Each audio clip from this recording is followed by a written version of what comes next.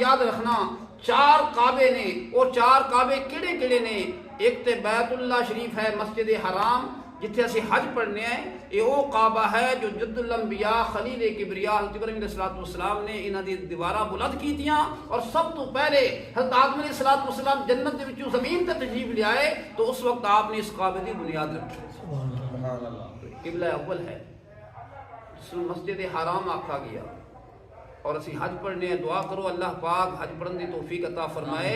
میرے آقا علیہ السلام نے فرمایا کعبہ اللہ شریف نو جدو حاجی صاحب پہلی نظر نہ دیکھدا ہے تو ایویں ہو جاندا ہے جویں ماں دے پیٹ وچ ہونی پیدا ہویا۔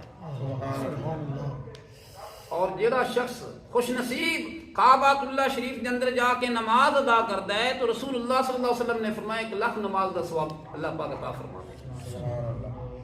دوسرا کعبہ ہے مسجد اقصی، بیت المقدس، جو حضرت سلیمان پیغمبر علیہ السلام نے تعمیر کروایا، یہ دوسرا کعبہ ہے۔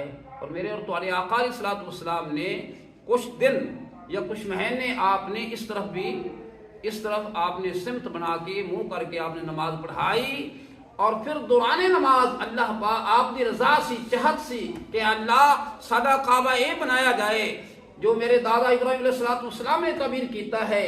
تو اللہ کریم نے فرمایا سونیا تیری رضا میری رضا، آپ نے نماز کے اندر ہی اپنا رخ پھیریا، جدو پھیریا یعنی مسجد حرام کی طرف کیتا تو تمام صحابہ کرام بھی پیچھے پھر گئے۔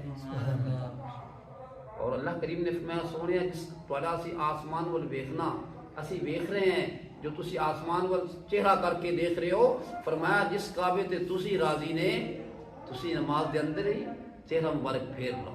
تو سرکار دو عالم صلی اللہ علیہ وسلم نے نماز دے اندر چہرہ مبارک پھیرا تو صحابہ کرام بھی پھر گئے، اور اس مسجد کا نام ہے قبلتین۔ تو سامعین و حاضرین، دوسرا کعبہ ہے مسجد اقصی، تیسرا کعبہ ہے فرشتاں دا بیت المعمور جو فرشتے طواف کرتے ہیں، اسی طرح المنتہا ہے۔ اور چوتھا کعبہ ہے عرش القلوب المومنین، مومن دا جڑا دل ہے یہ بھی اللہ پاک دا کعبہ ہے۔